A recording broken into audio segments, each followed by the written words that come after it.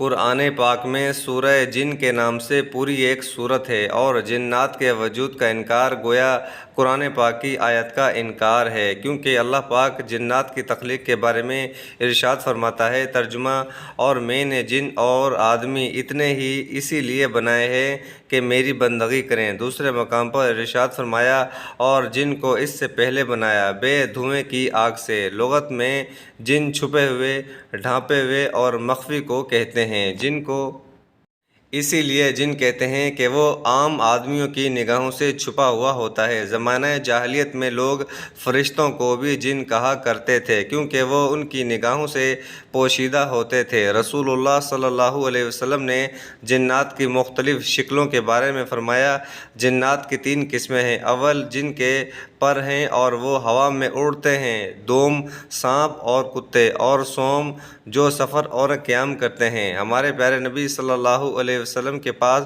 جنات کے وفود کا آنا، قرآن کی سورت بھول جانے پر آپ کی بارگاہ میں حاضر ہونا، اپنی خوراک کے لیے بارگاہ مصطفیٰ صلی اللہ علیہ وسلم میں سوال کرنا وغیرہ ایسی بے شمار احادیث ہیں کہ جن سے جنات کا وجود روز روشن کی طرح واضح ہوتا ہے۔ جب اللہ پاک چاہے تو ان کی موجودگی کا احساس بھی ہوتا ہے، جیسا کہ ایک دن رسول اللہ صلی اللہ علیہ وسلم نے صحابہ کرام سے فرمایا: میں چاہتا ہوں کہ جنات کو قرآن مجید پڑھ کر سناؤں، تم میں سے کون میرے ساتھ آئے گا؟ تو صحابہ کرام نے اپنے سر جھکا لیے۔ دوسری مرتبہ بھی ایسا ہی ہوا۔ جب آپ نے تیسری مرتبہ ارشاد فرمایا تو حضرت عبداللہ بن مسعود رضی اللہ تعالیٰ عنہ آپ کے ساتھ ہو لیے۔ حضرت عبداللہ بن مسعود رضی اللہ تعالیٰ عنہ فرماتے ہیں کہ میرے علاوہ آپ صلی اللہ علیہ وسلم کے ساتھ کوئی دوسرا نہیں تھا۔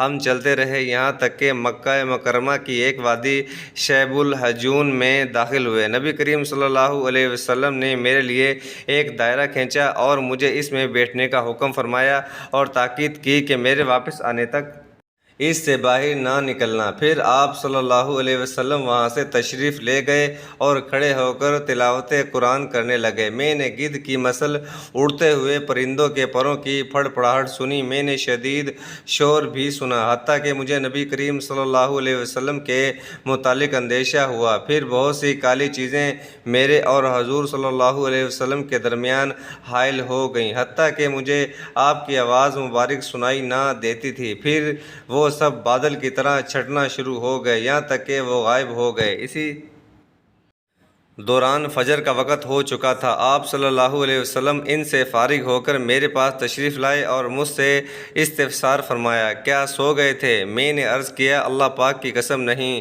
یا رسول اللہ صلی اللہ علیہ وسلم۔ میں نے کئی مرتبہ ارادہ کیا کہ لوگوں کو مدد کے لیے بلاؤں، یہاں تک کہ میں نے سنا کہ آپ جنات کو عصا مبارکہ سے مارتے ہوئے ارشاد فرما رہے تھے: بیٹھ جاؤ۔ تو سرکار مدینہ صلی اللہ علیہ وسلم نے ارشاد فرمایا: اگر تم یہاں سے باہر نکل جاتے تو